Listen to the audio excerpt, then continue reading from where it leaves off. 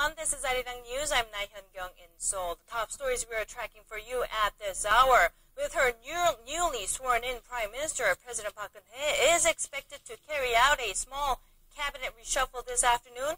All eyes are on who and whether the presidential chief of staff will be replaced.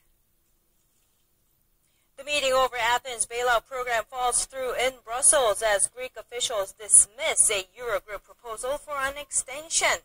The topic is likely to be discussed again on Friday, the deadline set by Greece's creditors. And the Bank of Korea leaves its key interest rate unchanged at 2%, but there are growing expectations for another rate cut in the first half of this year. But first, the presidential office of Cheongwade is expected to announce a reshuffle in a short while. We're not getting any information yet, but we'll deliver the latest as it becomes available later on our newscast. What we can tell you at this point is that sources at the presidential office are telling us that the replacement of the presidential chief of staff, if it does take place, will happen sometime next week after the Lunar New Year holiday. Now, all of this comes after President Park Geun-hye officially appointed Lee Won-gu as Prime Minister. After narrowly winning parliamentary approval yesterday, he attended his first cabinet meeting as Prime Minister this morning. The incoming Prime Minister is thought to have made recommendations for some of the vacant seats, such as the Oceans Minister's position. So as for what was discussed at Lee's first cabinet meeting, President Park asked the new Prime Minister and the rest of the cabinet to turn over a new leaf and put all their energy into completing the government's proposed reforms. She also told the new Prime Minister she has faith in his experience and leadership. President Park, who had agreed to hold regular policy coordination meetings with the ruling party and government, asked Lee to use the channel to bolster communication on measures to revitalize the economy. Now, the Bank of Korea has decided to keep its key interest rate steady at 2%. This was a widely expected move, but what's also widely expected at this point is another rate cut at sometime in the first half of this year as scores of countries around the world continue to loosen their monetary policies. Arirang News' Hwang Ji-hye has this story. The Bank of Korea has decided to stand pat on its key interest rate of 2% for the fourth straight month in February. The rate freeze that came on Tuesday right before the Lunar New Year holiday gives the central bank more time to gauge the impact of two previous rate cuts in August and October last year. Those cuts, which came in line with government efforts to prop up the ailing domestic economy, left the country's base rate at an historic low not seen since the height of the global financial crisis in 2009. Still, market expectations are growing for another rate cut in the first half of this year. They're being driven by a wave of global monetary easing that countries like China, India, and Australia are engaged in, along with weak economic sentiment at home despite aggressive government stimulus measures. Low inflation also leaves room for more monetary easing. But lowering the key rate stokes concerns about the country's snowballing household debt that already exceeds $900 billion. The government's deregulation drive in the housing sector and a lower key interest rate have worked together to boost housing loans. Korea's Finance Minister Choi Kyung-hwan also emphasizes the importance of implementing structural reforms, as top central banker Lee Ju-yeol says the current 2% rate is sufficient to support the country's recovery momentum. Hwang Ji-hye, Arirang News. Korea's producer prices fell for the sixth straight month in January to their lowest level in more than 4 years. The central bank says last month's producer price index slipped 1.2% from December. That's the lowest level recorded since November 2010. Now, compared to the same period last year, producer prices tumbled 3.6%, posting the sharpest annual decline since mid-2009. The central bank attributed the continuing drop to falling global oil prices. Today is the one-year anniversary of the UN Commission of Inquiry's lengthy and detailed report on North Korea's human rights violations. Although it may not yet have done much to improve the situation in the North, what it has done for sure is build immense pressure on the regime. Arirang News' Hwang Sung-hee has the story. The UN's Commission of Inquiry launched its first-ever investigation into North Korea's dire human rights situation in the summer of 2013.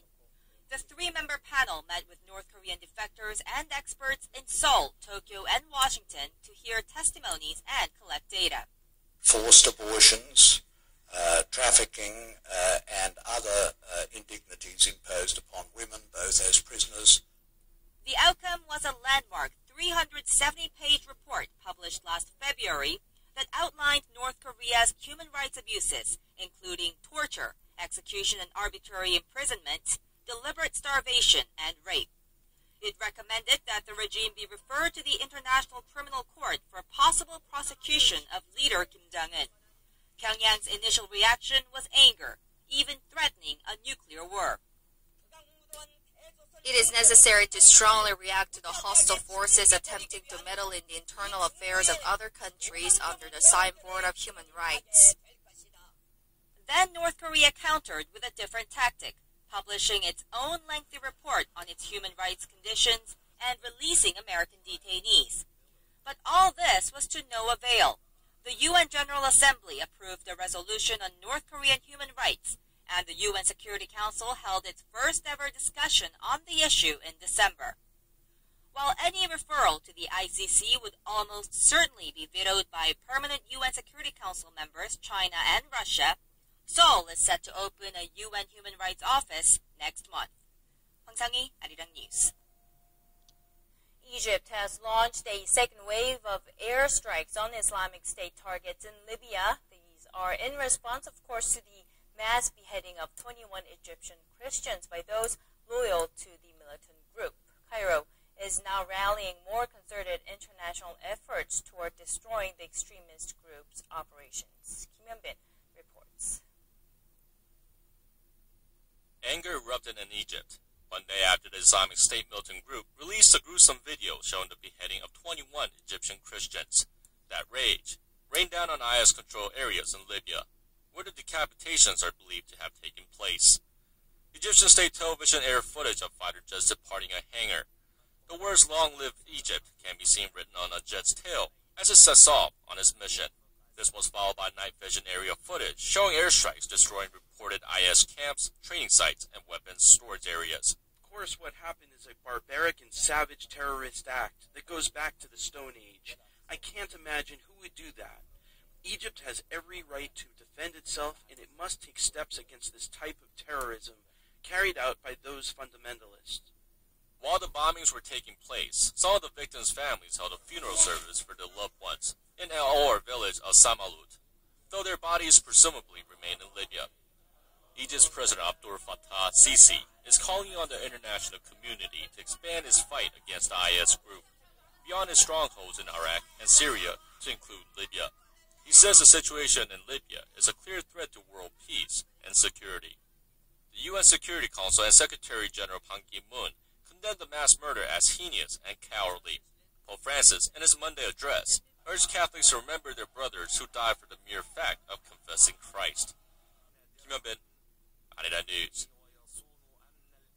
And in Denmark, tens of thousands came together in remembrances for the victims of the weekend's twin terror attacks. An estimated 40,000 people flocked to vigils across Copenhagen where flowers were laid and candles lit in the colors of a nation that prides itself on its safety record. Denmark's Prime Minister pledged to remain strong and not be intimidated by extremist attacks on free speech and other liberties. As for the latest on the gunman, he is identified by local media as 22-year-old Omar al-Hussein. Authorities believe he may have been radicalized while he was in prison for a violent knife attack. Al-Hussein was born and raised in Denmark and is not believed to be a part of a wider terror group. Doubts over Greece's €240 billion bailout package have been renewed. Negotiations between Greece and its creditors have fallen through for now. Athens is firm that it will no longer deal with any further austerity measures, while the group of Eurozone finance ministers say otherwise. 송지선 reports. Talks between Greece and Eurozone finance ministers over Athens' debt crisis broke down on Monday after Greece rejected a proposal for a 6-month extension of its international bailout package, calling it unacceptable. Eurozone ministers handed Greece an ultimatum on Monday to request an extension to its debt bailout program with the conditions unchanged. Within that program, a lot of changes are possible. There is flexibility, but the main features of the program, keeping the budget on track, reforming the economy, have to be maintained. But the first step would be an extension, and then the second step is let's talk about the content of the program, but not the other way around. The Eurogroup added the talks will not resume unless Athens submits an extension request by Friday. Greece is seeking to overhaul the terms of the $270 billion bailout package that comes attached with strong austerity measures. And let's find common ground between the two. This is what we've been saying from the beginning. It's not a bluff, because it's the only option we have. It's plan A. There is no plan B. Greece reaffirmed that it intends to stay within the Eurozone and that it's optimistic the two sides can reach an agreement before the package expires. The program ends on the last day of February, and if it does, Greece's coffers will likely run dry. 송지선, 아리랑 뉴스. In the year 2012, where Korea was added to regular households. 'Tis the season. It's that time of year again when the Postal Service in Korea gets flooded with packages filled with items like fresh fruit, meat, health products, and other popular seasonal gifts. They will be shipped to cities and towns across the country ahead of Lunar New Year's Day. Piles of packages. Over 500,000 parcels are being checked in and out of this distribution center every day, at least during this time of the year. The amount? Nearly double the usual, forcing the Postal Service to expand its manpower by 10% for the holiday rush. While there is definitely gratitude owed to the senders of these items, the backbreaking work of local postal and delivery service people should not be forgotten. 네, 안녕하세요. 택배 기사인데요. 네, 알겠습니다. 지금 올라갈게요. 택배요. Ichungi has been delivering some 300 boxes a day, trying to keep up with the rush of packages. His days have gotten longer, and his nights of rest much shorter. I don't really look forward to the holidays. I used to like them, but being in this profession has changed my perspective. Now, I personally hand-deliver gifts to my relatives. Despite the drawbacks, Lee still gives 110% to his work. It's a little nerve-wracking. I have to be careful that I don't lose or mishandle any of the packages, especially because I know they're gift boxes. And thanks to Lee and others like him in the delivery service, hundreds of thousands of people across the country will be able to share and enjoy an even happier holiday this year. 신세민, 아리랑 뉴스.